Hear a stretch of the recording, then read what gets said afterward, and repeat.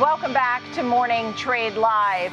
It is our pleasure to have an esteemed guest with us this morning. Joining me right now, Dr. Albert Bourla, CEO of Pfizer, on a day where he has been appearing at ASCO, the oncology conference. This is the largest conference with breaking news from Pfizer, and this is about your Braftovi combination regimen, which cuts the risk of death in colorectal cancer for certain patients by half.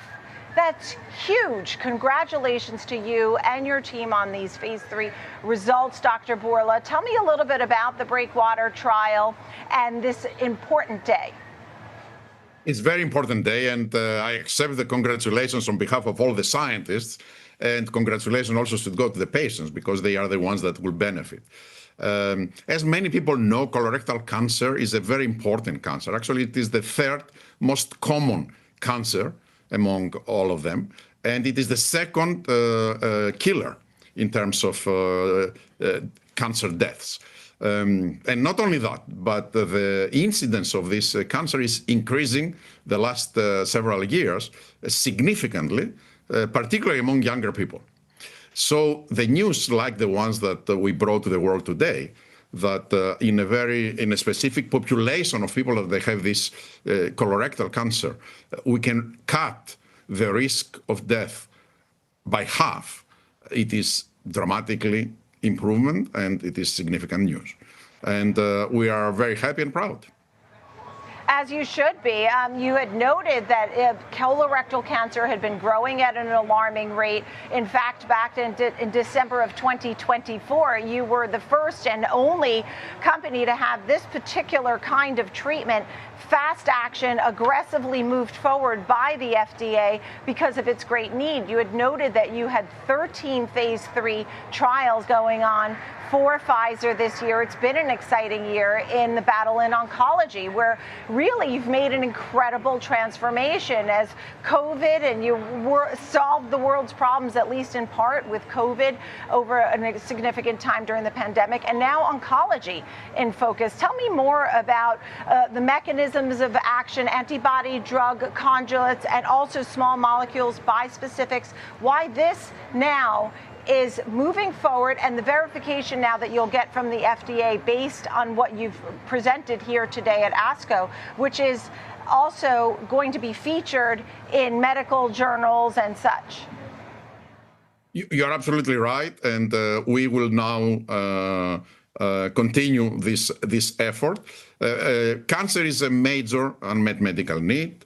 It is also an area that science has made dramatic progress. You mentioned several of the technologies, like the ADC technology, which is one that we believed in and we invested significant amounts. Actually, everything that we made from COVID and more, we invested in this technology so that we can find really meaningful solutions. It's not the only one. There are many more other technologies that they are helping us fight our battle with cancer. You said that ASCO is the largest oncology scientific event that's happening every year. And we are very proud that we had 65 abstracts in ASCO this year, and 17 oral presentations. This is a huge achievement for us, and that's a testimony to the investments in scientific brains, and in a lot of capital behind them so that they can develop the solutions. So, and congratulations to you and your team for all of those presentations. What about the response time? I saw the safety prognosis was looking good, and some of the side effects were nausea, anemia, rashes from this particular breakthrough treatment, which cuts death in half and the progression of the disease by 47%. So obviously some great numbers that you're presenting, and the safety numbers as well. What does the FDA need to verify clinically for what you're delivering today next? What's the next stepping point for this to really hit the markets? No, the product is already in the market, and we will, of course, submit for other indications. And for that one, we have an indication that it is an advanced indication. That's confirmatory study. And we will submit the data to the FDA so that they can include them in the label. And then the big picture here, as you had the transformation with Seagen's many milestones. You have a deal with 3Bio, hasn't closed yet, but specifically the PD-1 VEGF is a hot topic as well. Tell me about some of these moves that you're making. Very strategic, Dr. Bourla. Yes. Look, the ADCs was a very strategic investment for us. It was very big and involved thousands of people, etc.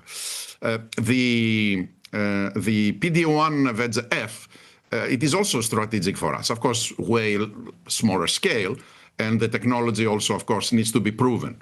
But we had some encouraging data from this new class that were, for the first time, challenged the dominance of the PD-1s. Was the first time that one could present something better than PD-1s, and this is, of course, the golden standard right now of immunotherapy. But why, although it is small, is strategic for us? Because if it works, the ADC platform that we have and the PD-1s are creating significant synergistic effects. So when you get them together, they are creating results that are much better and impactful than if you give separately each one of them. And that's, I think, the most important strategic aspect of this collaboration, because, as you know, we have the largest ADC line in the world. You are the chair of pharma. Tell us about your industry viewpoint pertaining to pricing. You have been noted saying, look, as Pfizer, we send our drugs to the pharmacy at a certain price, and then it goes out to the folks at a different price.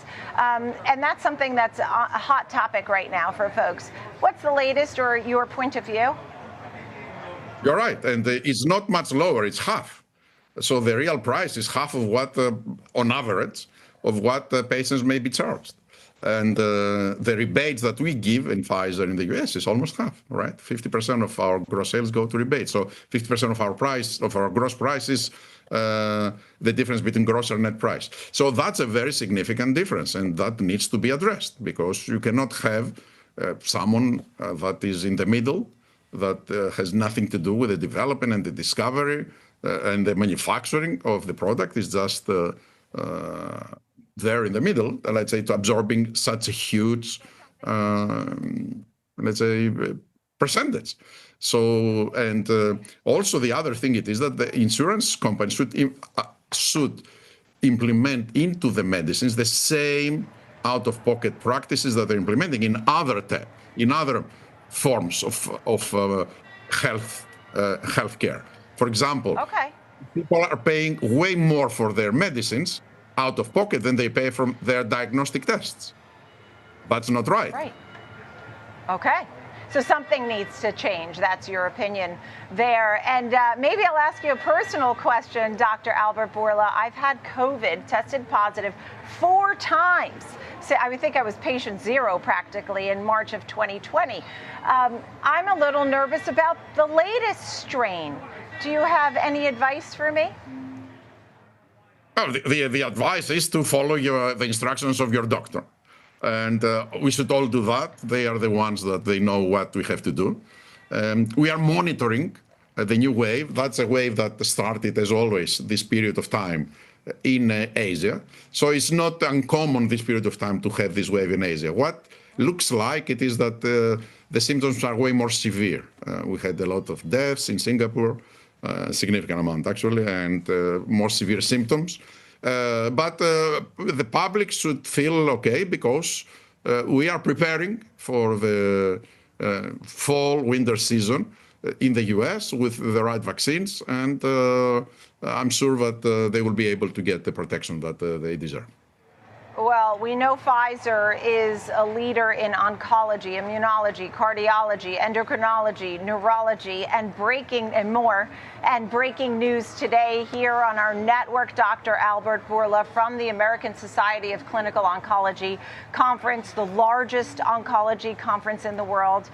It's wonderful to see you. Best to you and your family, Dr. Bourla. Thank you so much for being on with us today and the work that you do for all the folks.